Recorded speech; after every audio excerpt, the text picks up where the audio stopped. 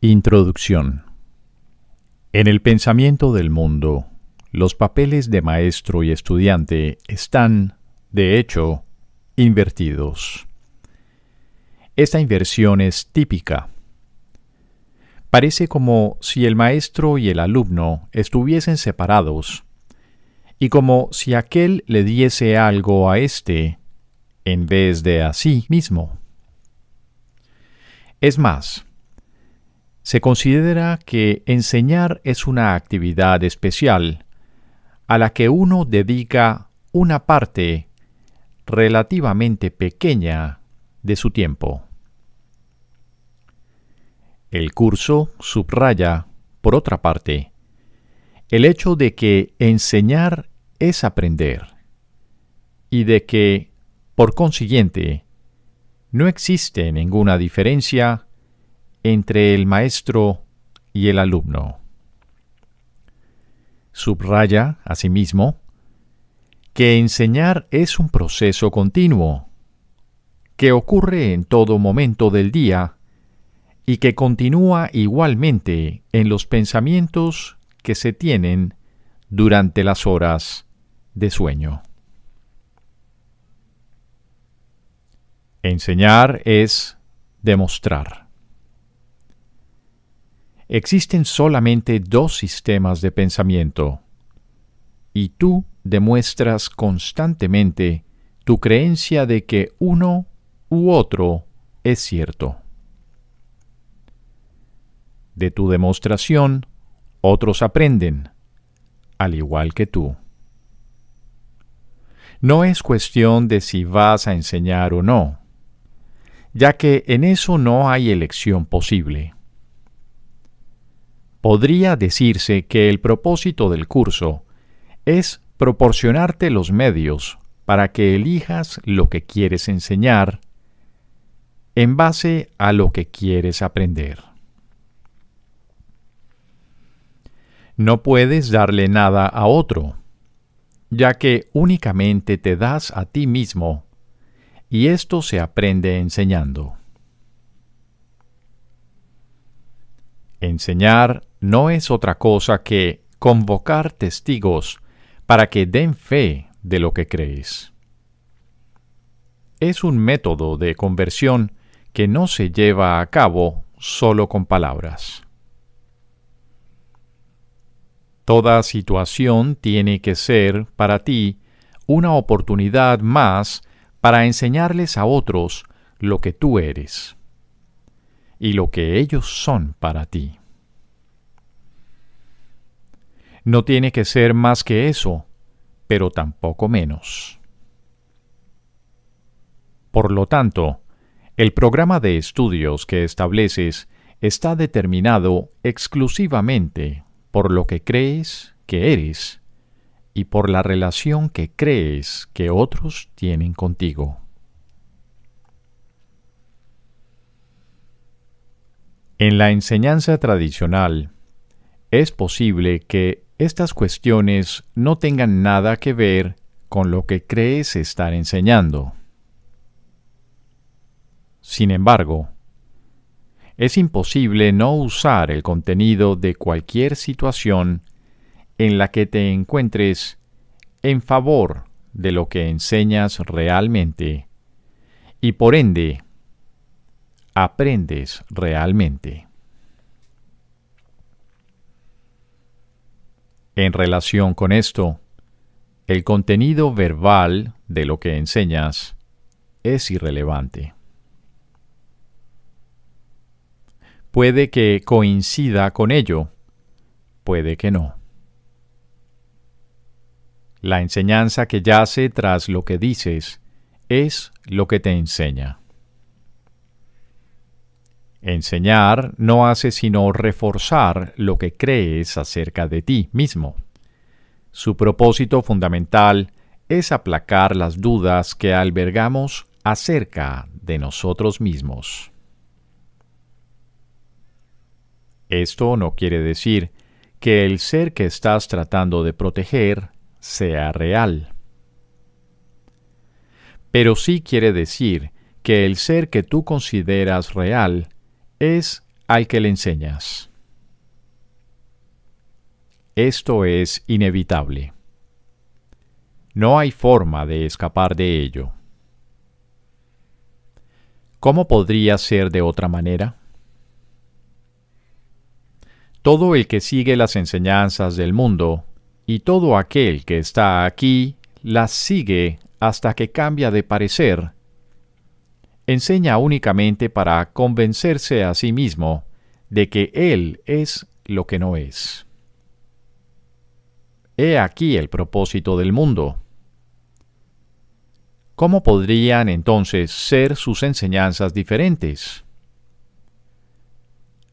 A esta situación de enseñanza restringida y sin esperanzas, que no enseña sino muerte y desolación, Dios envía a sus maestros. Y conforme éstos enseñan sus lecciones de júbilo y de esperanza, su propio aprendizaje finalmente concluye.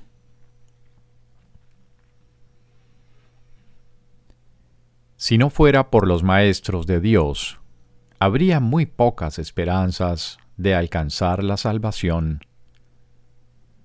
pues el mundo del pecado parecería ser eternamente real. Los que se engañan a sí mismos tienen que engañar, ya que no pueden sino enseñar engaño. ¿Y qué otra cosa sino eso es el infierno?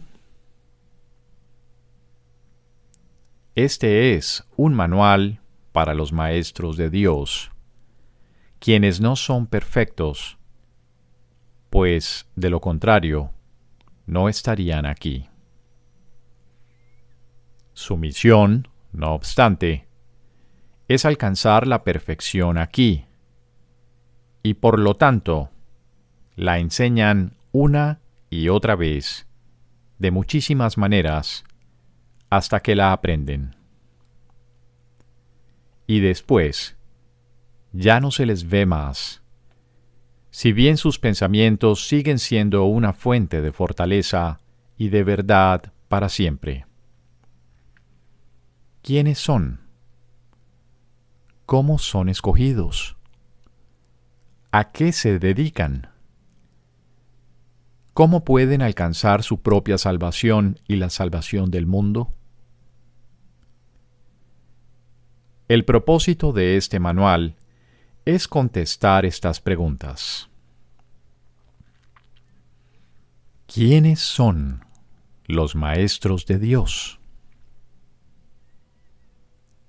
Un maestro de Dios es todo aquel que decide serlo. Sus atributos consisten únicamente en esto.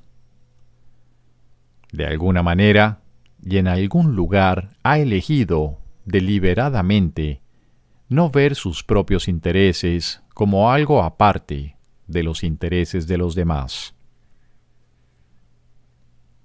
Una vez que ha hecho esto, su camino ha quedado establecido y su dirección es segura. Una luz ha entrado en las tinieblas. Tal vez sea una sola luz, pero con una basta. El Maestro de Dios ha hecho un compromiso con Dios, aunque todavía no crea en Él.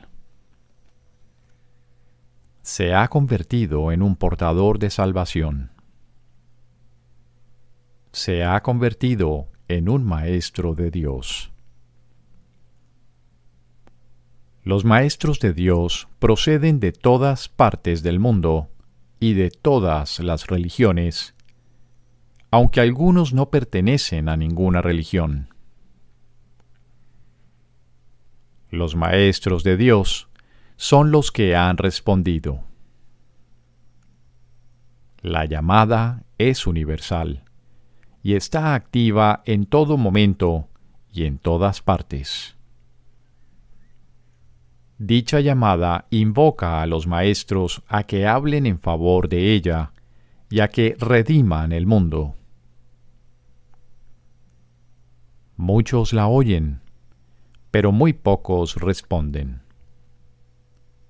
Sin embargo, es solo cuestión de tiempo.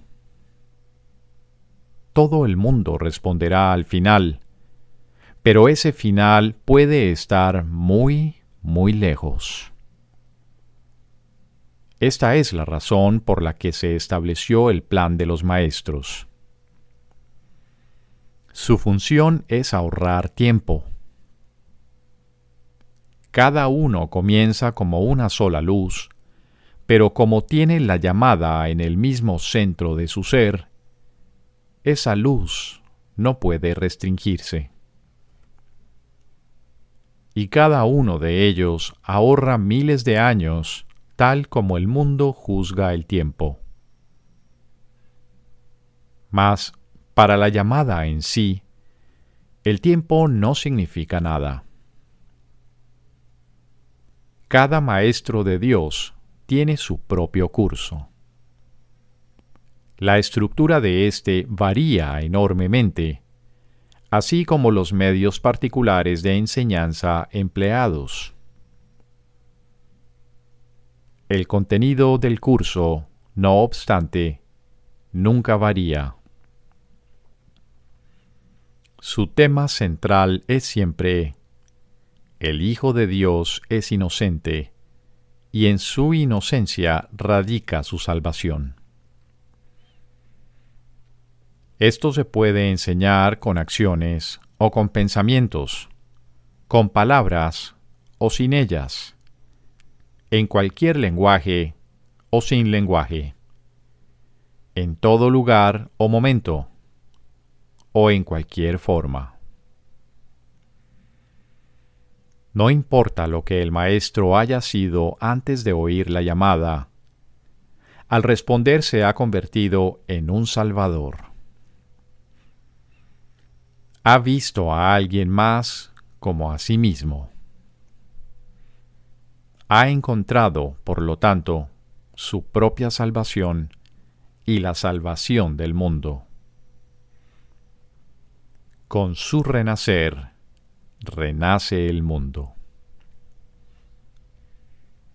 Este manual está dedicado a una enseñanza especial y dirigido a aquellos maestros que enseñan una forma particular del curso universal.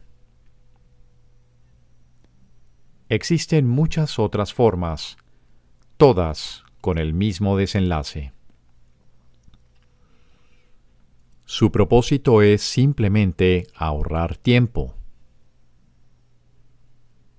No obstante, solo el tiempo se arrastra pesadamente y el mundo ya está muy cansado. Está viejo, agotado y sin esperanzas. Mas el desenlace final nunca se puso en duda, pues, ¿qué puede cambiar la voluntad de Dios? Pero el tiempo, con sus ilusiones de cambio y de muerte, agota al mundo y a todas las cosas que habitan en él. Al tiempo, no obstante, le llegará su final, y propiciar ese final es la función de los maestros de Dios, pues el tiempo está en sus manos. Tal fue su elección, y así se les concedió. ¿Quiénes son sus alumnos?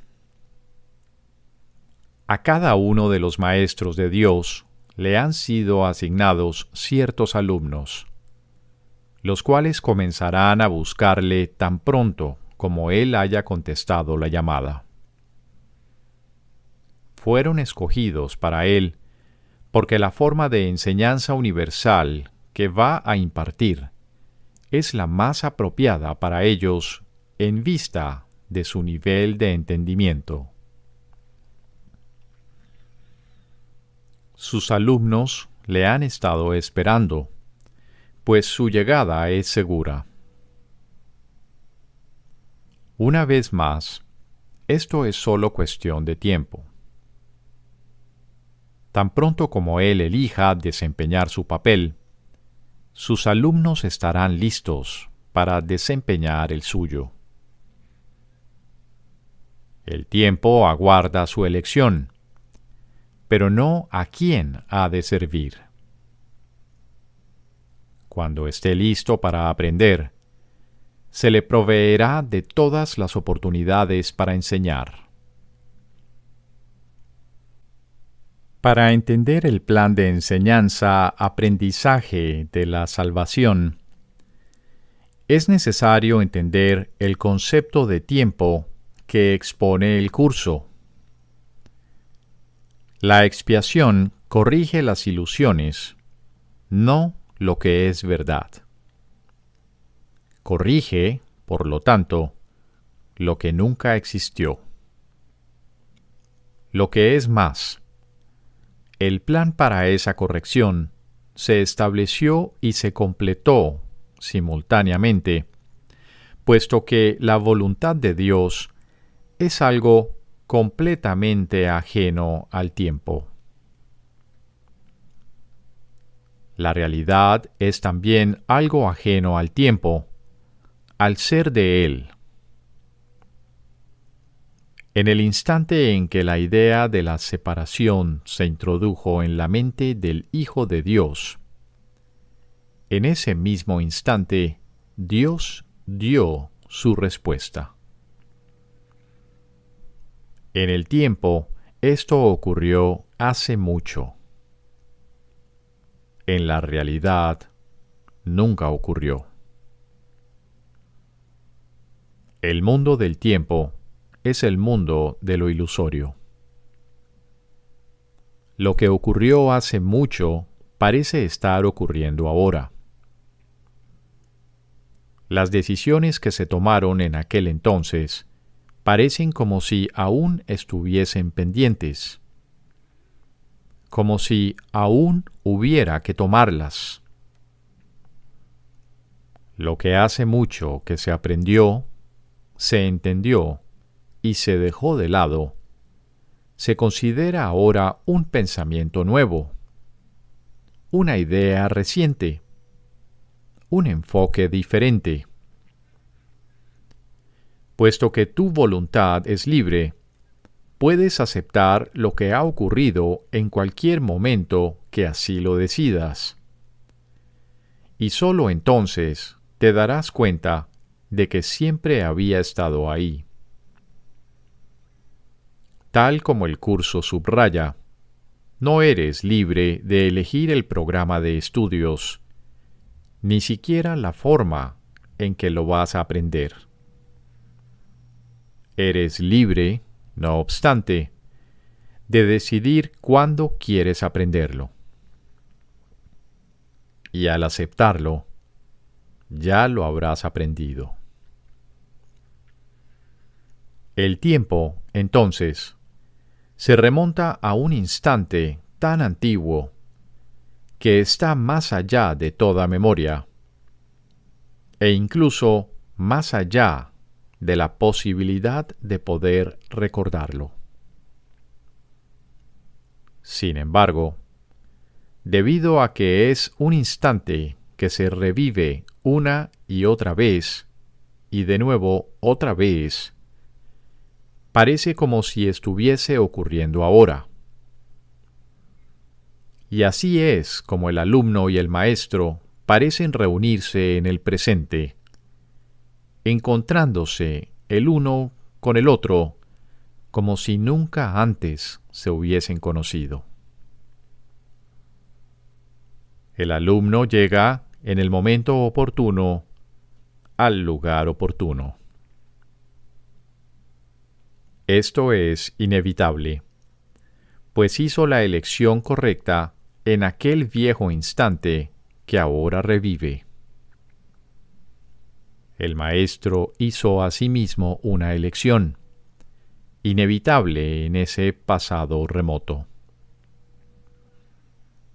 Lo que la voluntad de Dios dispone solo da la impresión de que toma tiempo para cumplirse. Pues, ¿qué podría demorar el poder de la eternidad?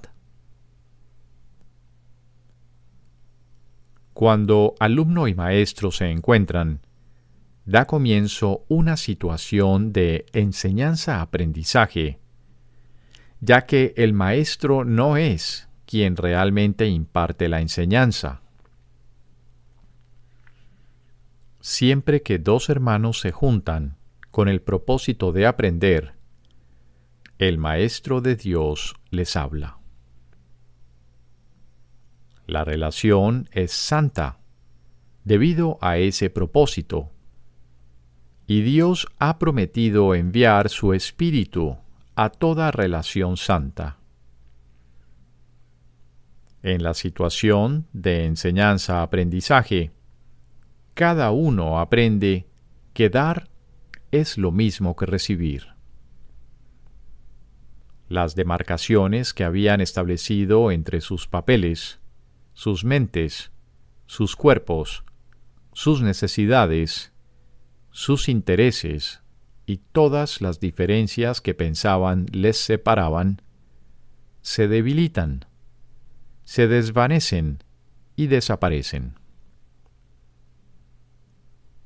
Aquellos que han de aprender el mismo curso comparten un mismo interés y un mismo objetivo. Y así, el que era el alumno se convierte ahora en un maestro de Dios, pues ha tomado la misma decisión que hizo que su maestro llegase a él. Ha visto los intereses de otros como si fuesen los suyos propios. ¿Cuáles son los niveles de enseñanza? Los maestros de Dios no tienen un nivel de enseñanza fijo. Cada situación de enseñanza-aprendizaje entraña en sus inicios una relación diferente. Si bien el objetivo final es siempre el mismo: hacer de la relación una relación santa, en la que ambos puedan ver al Hijo de Dios libre de pecado. No hay nadie de quien un maestro de Dios no pueda aprender, de manera que no hay nadie a quien él no pueda enseñar. Desde un punto de vista práctico, no obstante, es imposible que pueda llegar a conocer a todo el mundo, o que todo el mundo lo pueda encontrar a él. Por lo tanto, el plan dispone que cada maestro de Dios establezca contactos muy específicos. En la salvación no hay coincidencias. Los que tienen que conocerse, se conocerán, ya que juntos tienen el potencial para desarrollar una relación santa. Están listos el uno para el otro. El nivel más simple de enseñanza aparenta ser bastante superficial. Consiste en lo que parecen ser encuentros fortuitos. El encuentro de dos supuestos extraños en un ascensor, por casualidad, entre comillas. El niño que, sin mirar a dónde, se tropieza con un adulto por accidente, entre comillas. Dos estudiantes que, de pronto, entre comillas, se encuentran caminando juntos a casa. Estos encuentros no ocurren al azar. Cada uno de ellos tiene el potencial de convertirse en una situación de enseñanza-aprendizaje. Quizás los dos supuestos extraños en el ascensor se sonrían el uno al otro. Tal vez el adulto no reprenda al niño por haber tropezado con él. Y tal vez los estudiantes se hagan amigos. Es posible, incluso en el nivel de encuentro más fortuito, que dos personas pierdan de vista sus intereses separados, aunque solo sea por un instante. Ese instante será suficiente. La salvación ha llegado. Es difícil entender que el concepto de niveles de enseñanza del curso universal esté tan desprovisto de significado en la realidad como lo está el concepto de tiempo. La ilusión de uno permite la ilusión del otro. Con el tiempo, el Maestro de Dios parece comenzar a cambiar de parecer acerca del mundo con una sola decisión, y luego, a medida que la enseña, aprende más y más acerca de esa nueva orientación. Hemos hablado ya de la ilusión del tiempo, pero la ilusión de diferentes niveles de enseñanza parece ser algo distinto. Quizás la mejor manera de demostrar que estos niveles no pueden existir es simplemente diciendo que todo nivel en la situación de enseñanza-aprendizaje es parte del plan de Dios para la expiación, y su plan no puede tener niveles por ser un reflejo de su voluntad. La salvación está siempre lista y siempre presente. Los maestros de Dios operan en diferentes niveles, pero el resultado es siempre el mismo. Cada situación de enseñanza-aprendizaje es máxima, en el sentido de que cada persona involucrada aprende lo máximo que puede de la otra en ese momento. En ese sentido, y solo en ese sentido, podemos hablar de niveles de enseñanza. Si usamos esta definición de niveles de enseñanza, el segundo nivel es una relación más prolongada en la que, por algún tiempo, dos personas se embarcan en una situación de enseñanza-aprendizaje bastante intensa y luego parecen separarse.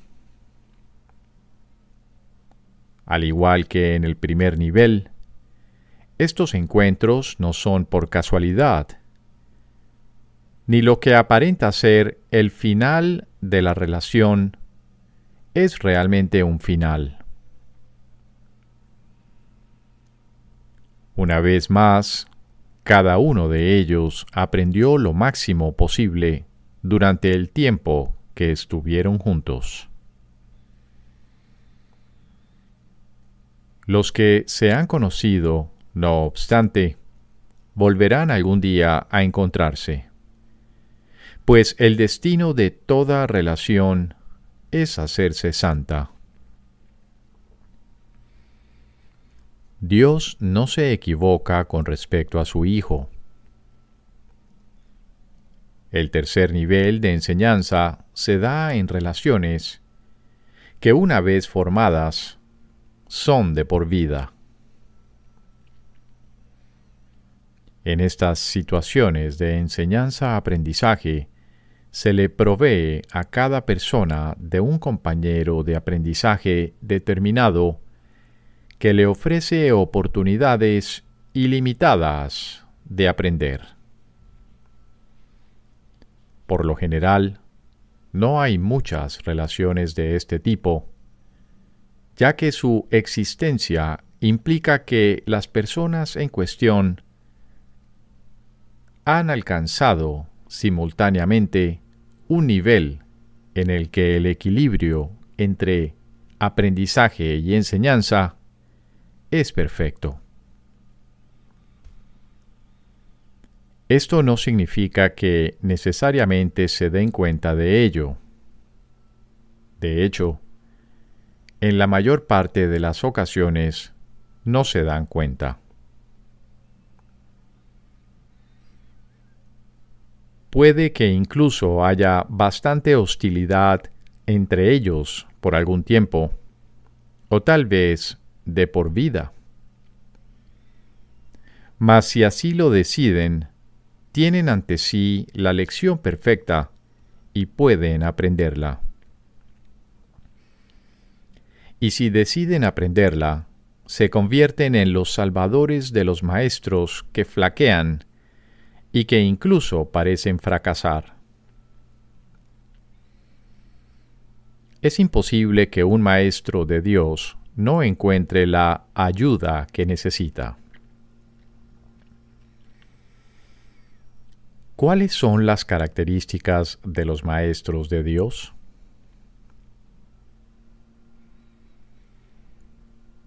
Las características superficiales de los maestros de Dios no son en modo alguno similares.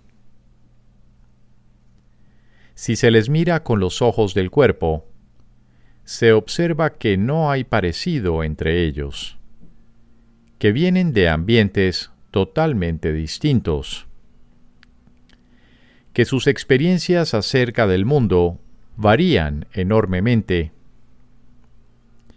y que sus personalidades, entre comillas, externas, son muy diversas.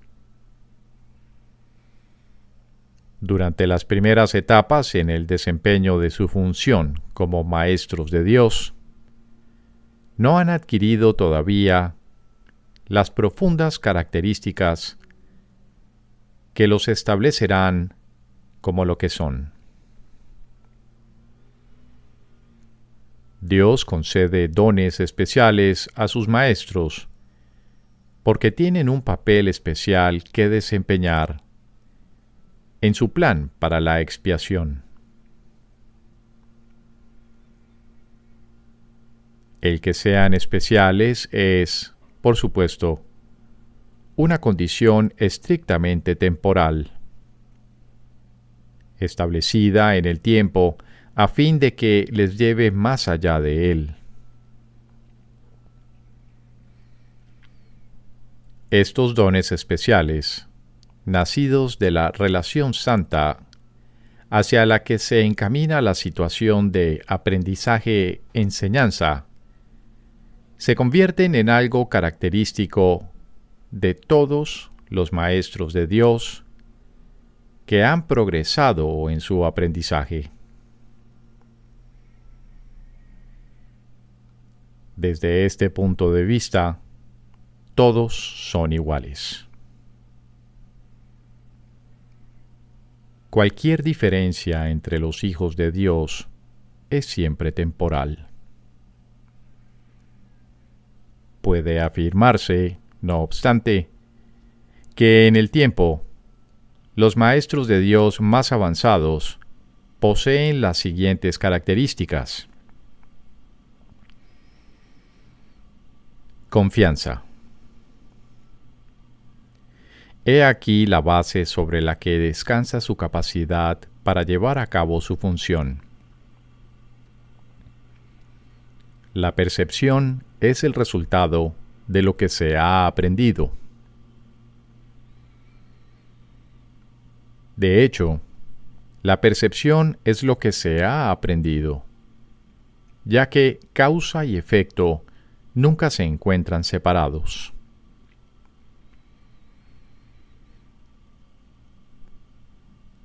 Los maestros de Dios tienen confianza en el mundo porque han aprendido que no está regido por las leyes que el mundo inventó. Está regido por un poder que se encuentra en ellos, pero que no es de ellos. Este poder es el que mantiene todas las cosas a salvo. Mediante este poder, los maestros de Dios contemplan un mundo perdonado. Una vez que hemos experimentado ese poder, es imposible volver a confiar en nuestra insignificante fuerza propia. ¿Quién trataría de volar con las minúsculas alas de un gorrión cuando se le ha dado el formidable poder de un águila? ¿Y quién pondría su fe en las miserables ofrendas del ego cuando los dones de Dios se encuentran desplegados ante él? ¿Qué induce a los maestros de Dios a efectuar ese cambio? Desarrollo de la confianza. En primer lugar, tienen que pasar por lo que podría calificarse como un periodo de deshacimiento, entre comillas. Ello no tiene por qué ser doloroso, aunque normalmente lo es. Durante ese periodo, parece como si nos estuviesen quitando las cosas, y raramente se comprende en un principio que estamos simplemente reconociendo su falta de valor. ¿De qué otro modo se iba a poder percibir lo que no tiene valor, a no ser que el perceptor estuviese en una posición desde la que no puede sino ver las cosas de otra manera? Aún no ha llegado al punto en el que puede efectuar cambio interno totalmente. Por ello, el plan a veces requiere que se efectúen cambios en lo que parecen ser las circunstancias externas. Estos cambios son siempre beneficiosos.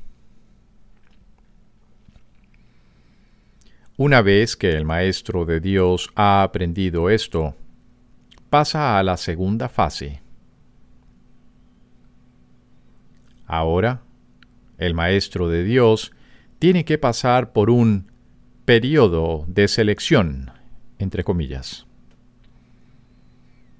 Este periodo es siempre bastante difícil, pues al haber aprendido que los cambios que se producen en su vida son siempre beneficiosos, tiene entonces que tomar todas sus decisiones sobre la base de si contribuyen a que el beneficio sea mayor o menor. Descubrirá que muchas cosas, si no la mayoría de las que antes valoraba, tan solo obstruyen su capacidad para transferir lo que ha aprendido a las nuevas situaciones que se le presentan.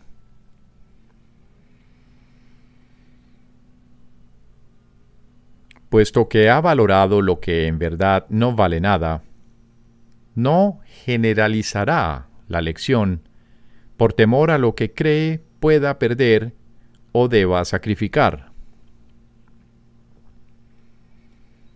Se necesita haber aprendido mucho para poder llegar a entender que todas las cosas, acontecimientos, encuentros y circunstancias son provechosos. Solo en la medida en que son provechosos, deberá concedérseles algún grado de realidad en este mundo de ilusiones.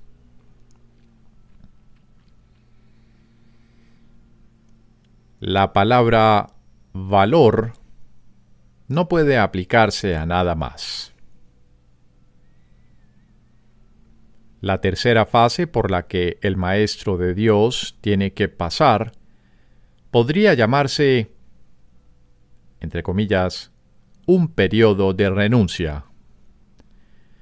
Si se interpreta esto como una renuncia, lo que es deseable, se generará un enorme conflicto. Son pocos los maestros de Dios que se escapan completamente de esta zozobra. No tiene ningún sentido, no obstante, separar lo que tiene valor de lo que no lo tiene, a menos que se dé el paso que sigue naturalmente. Por lo tanto, el período de transición tiende a ser un período en el que el Maestro de Dios se siente obligado a sacrificar sus propios intereses en aras de la verdad. Todavía no se ha dado cuenta de cuán absolutamente imposible sería una exigencia así. Esto solo lo puede aprender a medida que renuncia realmente a lo que no tiene valor. Mediante esa renuncia, aprende que donde esperaba aflicción, encuentra en su lugar una feliz despreocupación. Donde pensaba que se le pedía algo, se encuentra agraciado con un regalo. Ahora llega un periodo de asentamiento, entre comillas. Es este un periodo de reposo, en el que el Maestro de Dios descansa razonablemente en paz por un tiempo. Ahora consolida su aprendizaje. Ahora comienza a ver el valor de transferir lo que ha aprendido de unas situaciones a otras.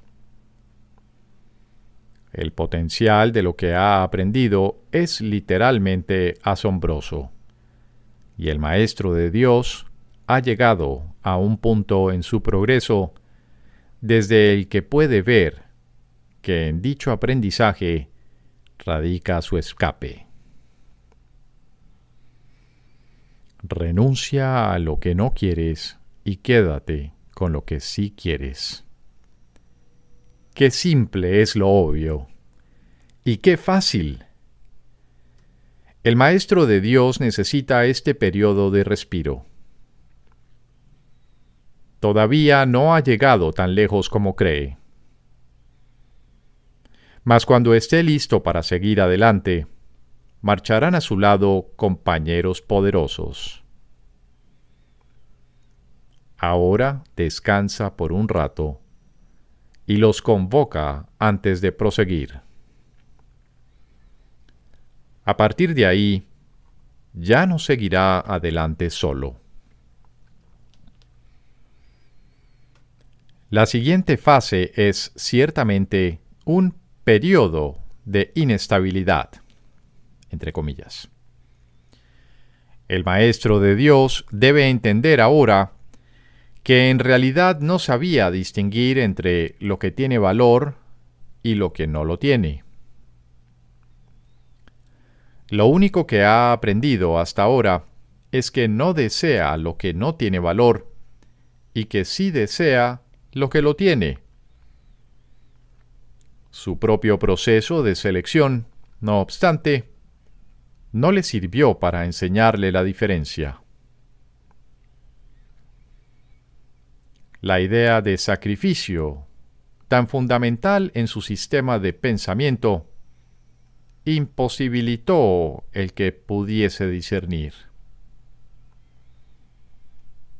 Pensó que había aprendido a estar dispuesto, pero ahora se da cuenta de que no sabe para qué sirve estar dispuesto.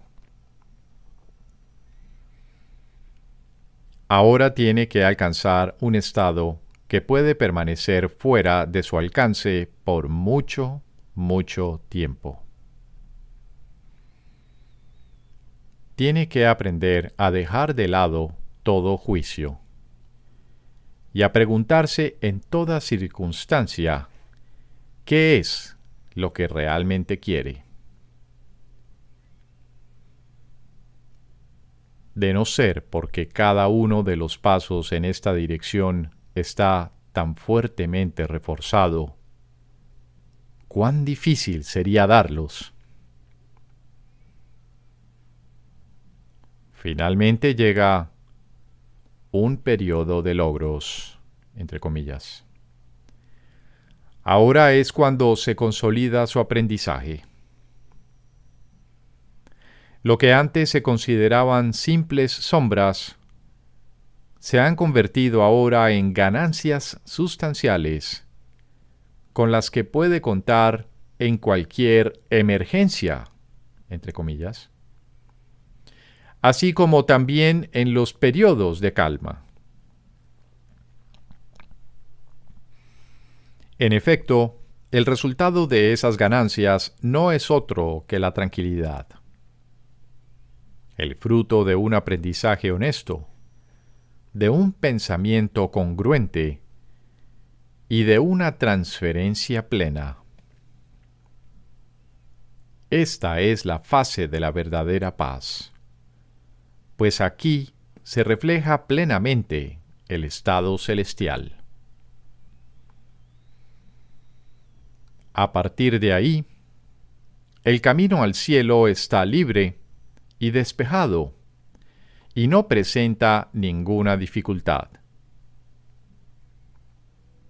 En realidad, ya está aquí. ¿Quién iba a querer ir a ninguna otra parte si ya goza de absoluta paz?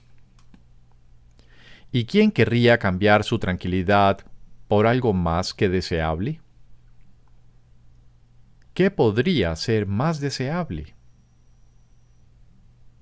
Honestidad. Todas las demás características de los maestros de Dios se basan en la confianza. Una vez que ésta se ha alcanzado, las otras se suceden naturalmente. Solo los que tienen confianza pueden permitirse ser honestos, pues solo ellos pueden ver el valor de la honestidad. La honestidad no se limita únicamente a lo que dices. El verdadero significado del término es congruencia. Nada de lo que dices está en contradicción con lo que piensas o haces. Ningún pensamiento se opone a otro. Ningún acto contradice tu palabra, ni ninguna palabra está en desacuerdo con otra. Así son los verdaderamente honestos. No están en conflicto consigo mismos a ningún nivel. Por lo tanto, les es imposible estar en conflicto con nada o con nadie. La paz que experimentan los maestros de Dios avanzados se debe en gran medida a su perfecta honestidad. Solo el deseo de engañar da lugar a la pugna. El que es uno consigo mismo no puede ni siquiera concebir el conflicto. El conflicto es el resultado inevitable del autoengaño. Y el autoengaño es deshonestidad. Para un maestro de Dios, nada supone un desafío, pues ello implicaría que se abrigan dudas. Y la confianza en la que los maestros de Dios descansan, con absoluta seguridad, hace que les sea imposible dudar. Por lo tanto, solo pueden triunfar. En esto, como en todo, son honestos. Solo pueden triunfar porque nunca hacen su propia voluntad. Eligen por toda la humanidad, por todo el mundo y por todas las cosas que en él habitan. Por lo que es inalterable e inmutable más allá de las apariencias, y por el Hijo de Dios y su Creador. ¿Cómo no iban a triunfar? Eligen con perfecta honestidad, tan seguros de sí mismos como de su elección. Tolerancia. Los maestros de Dios no juzgan. Juzgar es ser deshonesto, pues es asumir un papel que no te corresponde. Es imposible juzgar sin engañarse uno a sí mismo. Juzgar implica que te has engañado con respecto a tus hermanos. ¿Cómo entonces no te ibas a haber engañado con respecto a ti mismo? Juzgar implica falta de confianza, y la confianza sigue siendo la piedra angular de todo el sistema de pensamiento del Maestro de Dios.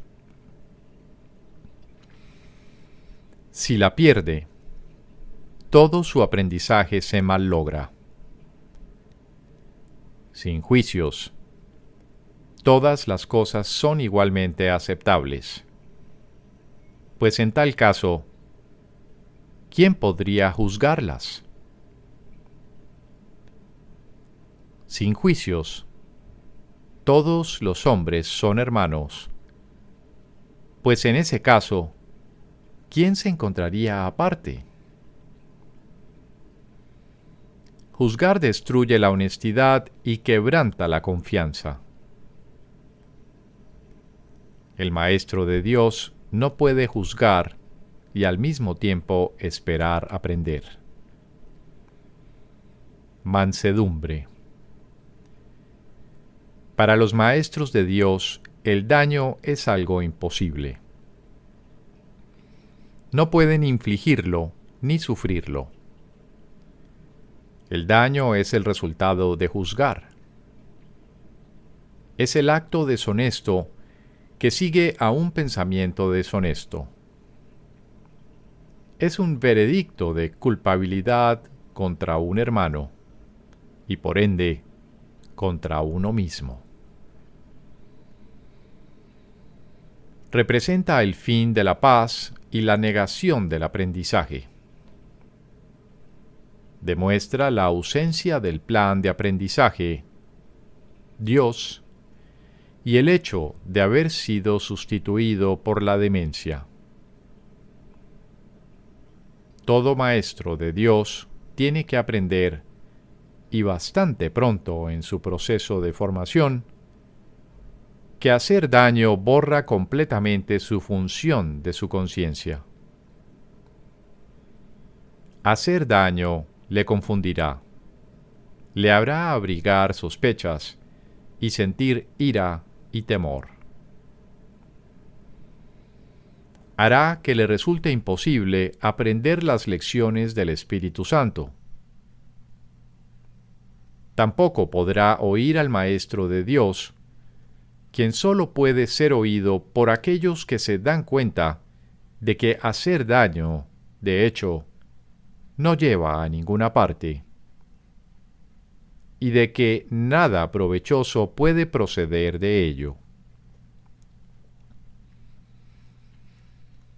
Los maestros de Dios, por lo tanto, son completamente mansos. Necesitan la fuerza de la mansedumbre, pues gracias a ella, la función de la salvación se vuelve fácil. Para los que hacen daño, llevar a cabo dicha función es imposible. Pero para quienes el daño no tiene significado, la función de la salvación es sencillamente algo natural. ¿Qué otra elección, sino esta, tiene sentido para el que está en su sano juicio? ¿Quién, de percibir un camino que conduce al cielo, elegiría el infierno? ¿Y quién elegiría la debilidad que irremediablemente resulta de hacer daño cuando puede elegir la fuerza infalible, todo abarcante e ilimitada de la mansedumbre? El poder de los maestros de Dios radica en su mansedumbre, pues han entendido que los pensamientos de maldad no emanan del Hijo de Dios ni de su Creador. Por lo tanto, unen sus pensamientos a aquel que es su fuente, y así, su voluntad, que siempre fue la de Dios, queda libre para ser como es. Júbilo. El júbilo es el resultado inevitable de la mansedumbre. La mansedumbre significa que el miedo es ahora imposible. ¿Qué podría entonces obstaculizar el júbilo? Las manos abiertas de la mansedumbre están siempre colmadas. Los mansos no experimentan dolor. No pueden sufrir. ¿Cómo no habrían de ser felices? Están seguros de que son amados y de que, por lo tanto, están a salvo. El júbilo va unido a la mansedumbre tan inevitablemente como el pesar acompaña al ataque. Los maestros de Dios confían en Él y están seguros de que su Maestro va delante de ellos, asegurándose de que no les acontezca ningún daño. Disponen de sus dones y siguen su camino porque la voz de Dios los dirige en todo. El júbilo es su himno de gratitud. Y Cristo los contempla también con agradecimiento. La necesidad que Él tiene de ellos es tan grande como la que ellos tienen de Él. ¡Qué gozo tan inmenso compartir el propósito de la salvación! Indefensión. Los maestros de Dios han aprendido a ser sencillos. No tienen sueños que tengan que defender contra la verdad. No tratan de forjarse a sí mismos. Su júbilo procede de saber quién los creó. ¿Y es acaso necesario defender lo que Dios creó? Nadie puede convertirse en un maestro de Dios avanzado hasta que no comprenda plenamente que las defensas no son más que absurdos guardianes de ilusiones descabelladas. Cuanto más grotesco es el sueño, más formidables y poderosas parecen ser sus defensas.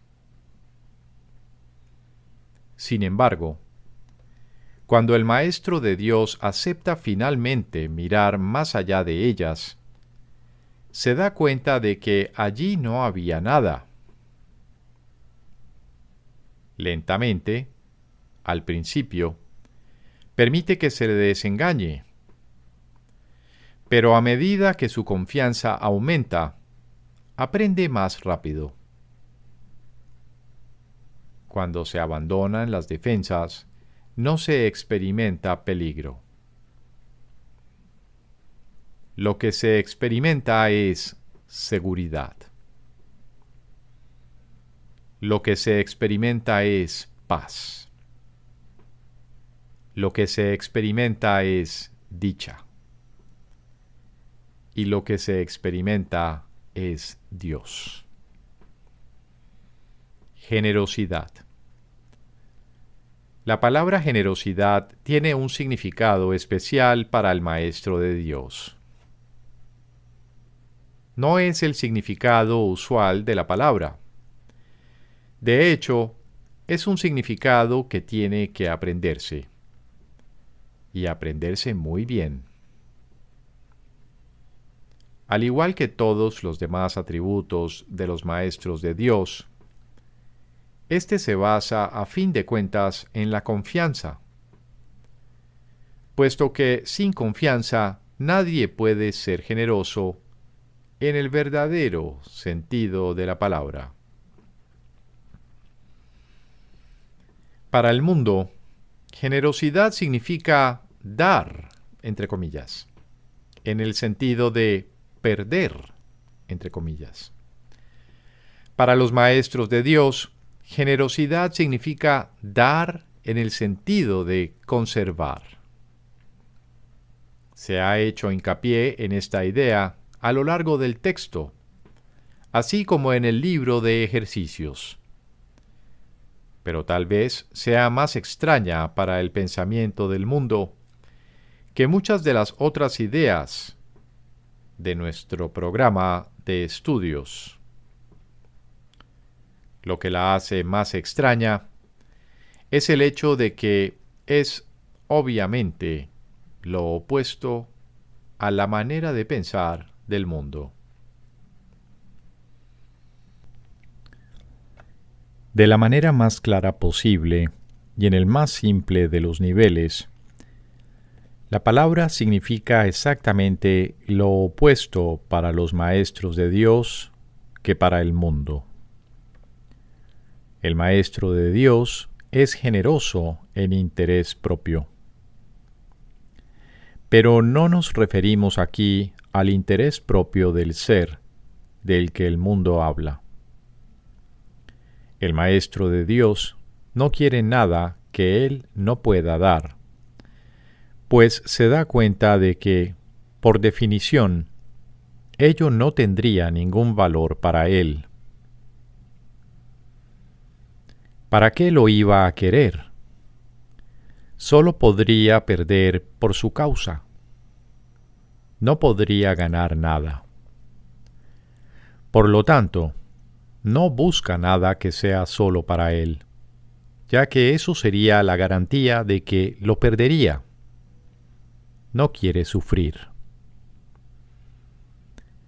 ¿Por qué entonces iba a querer buscarse dolor? Pero sí quiere conservar todas las cosas que son de Dios y que, por ende, son para su Hijo. Esas son las cosas que le pertenecen. Esas sí que las puede dar con verdadera generosidad, conservándolas de este modo para sí mismo eternamente. Paciencia. Los que están seguros del resultado final pueden permitirse el lujo de esperar, y esperar sin ansiedad. Para el Maestro de Dios, tener paciencia es algo natural. Todo lo que ve son resultados seguros que ocurrirán en un momento que tal vez aún le sea desconocido, pero que no pone en duda. El momento será tan apropiado como la respuesta. Y esto es verdad con respecto a todo lo que ocurre ahora u ocurra en el futuro. En el pasado no se produjeron tampoco errores, ni ocurrió nada que no sirviese para beneficiar al mundo, así como a aquel a quien aparentemente le ocurrió. Tal vez esto no se entendió así en su momento. Con todo, el Maestro de Dios está dispuesto a reconsiderar todas sus decisiones pasadas, si éstas le están causando dolor a alguien. Tener paciencia es algo natural para aquellos que tienen confianza. seguros de la interpretación final de todas las cosas en el tiempo, ningún resultado, ya visto o por venir, puede causarles temor alguno. Fe. El grado de fe de un maestro de Dios indica cuán avanzado se encuentra en su programa de estudios. ¿Pone en práctica este aprendizaje solo en algunos aspectos de su vida, mientras mantiene otros aparte? De ser así, su progreso es lento y su confianza aún no se ha arraigado firmemente. La fe es la confianza que el Maestro de Dios tiene de que la palabra de Dios ha de resolver todas las cosas perfectamente. No solo algunas, sino todas. Comienza generalmente poniendo su fe en la resolución de solo algunos problemas, manteniéndola así cuidadosamente restringida por un tiempo. Someter todos los problemas a una sola respuesta es invertir completamente la manera de pensar del mundo. Y solo eso es fe. Ninguna otra cosa merece que se le llame por ese nombre. Con todo, vale la pena lograr cada avance, por pequeño que sea. Estar dispuesto, como indica el texto, no quiere decir que se haya alcanzado la maestría. La verdadera fe, sin embargo, no se desvía. Al ser consistente, es completamente honesta. Al ser firme, goza de absoluta confianza. Al estar basada en la ausencia de temor, es mansa. Al gozar de certeza, rebosa júbilo, y al tener confianza, es tolerante. La fe, por lo tanto, encierra en sí todos los demás atributos de los maestros de Dios, y entraña la aceptación de la palabra de Dios y de la definición que Él tiene de su Hijo. Hacia ellas es a donde la fe, en el verdadero sentido de la palabra, siempre se dirige. En ellas, tiene puestas sus miras, buscando hasta que las encuentra. La indefensión naturalmente la acompaña, y su condición es el júbilo. Y una vez que las encuentra, descansa con sosegada certeza solo en aquello que es digno de toda fe. Mentalidad abierta. El papel central que ocupa la mentalidad abierta, quizá el último de los atributos que el Maestro de Dios adquiere, puede entenderse fácilmente cuando se reconoce la relación que guarda con el perdón. La mentalidad abierta procede de una ausencia de juicios. De la misma manera en que los juicios cierran la mente, impidiéndole la entrada al Maestro de Dios. De igual modo, la mentalidad abierta lo invita a entrar. De la misma manera en que la condenación juzga al Hijo de Dios como malvado, de igual modo la mentalidad abierta permite que sea juzgado por la voz de Dios en su nombre. De la misma manera en que la proyección de la culpabilidad sobre él lo enviaría al infierno, De igual modo, la mentalidad abierta permite que la imagen de Cristo le sea extendida. Solo aquellos que tienen una mentalidad abierta pueden estar en paz, pues son los únicos que ven razones para ello. ¿Cómo perdonan los que tienen una mentalidad abierta? Han renunciado a todas las cosas que les impediría perdonar. Han abandonado realmente el mundo y han permitido que éste les sea restaurado con tal frescura y en júbilo tan glorioso que jamás hubiesen podido concebir un cambio así. Nada es ahora como era antes. Todo lo que antes parecía opaco y sin vida, ahora no hace sino refulgir. Lo que es más, todas las cosas les dan la bienvenida, ya que ha desaparecido toda sensación de amenaza. Ya no quedan tinieblas que oculten la faz de Cristo. Ya se ha logrado el objetivo. El perdón es la meta final del programa de estudios, pues allana el camino para lo que se encuentra más allá de todo aprendizaje. El programa de estudios no hace ningún esfuerzo por excederse de su verdadero objetivo. El perdón es su único objetivo, en el cual converge en última instancia todo aprendizaje. Ciertamente, eso es suficiente. Habrás notado que la lista de atributos de los maestros de Dios no incluye las características que constituyen la herencia del Hijo de Dios.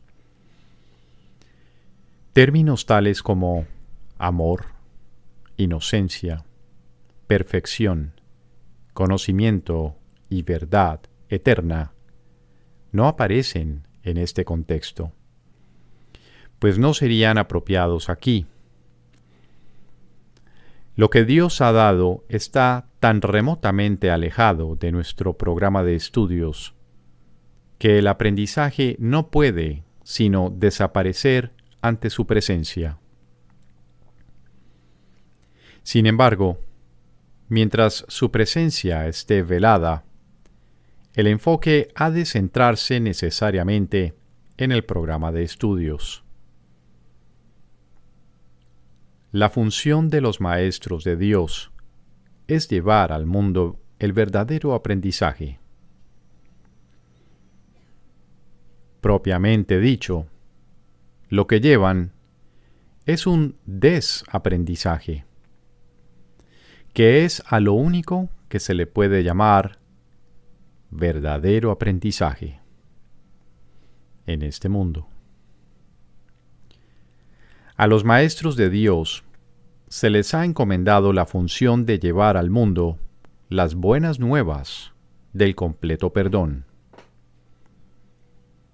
Bienaventurados son en verdad, pues son los portadores de la salvación.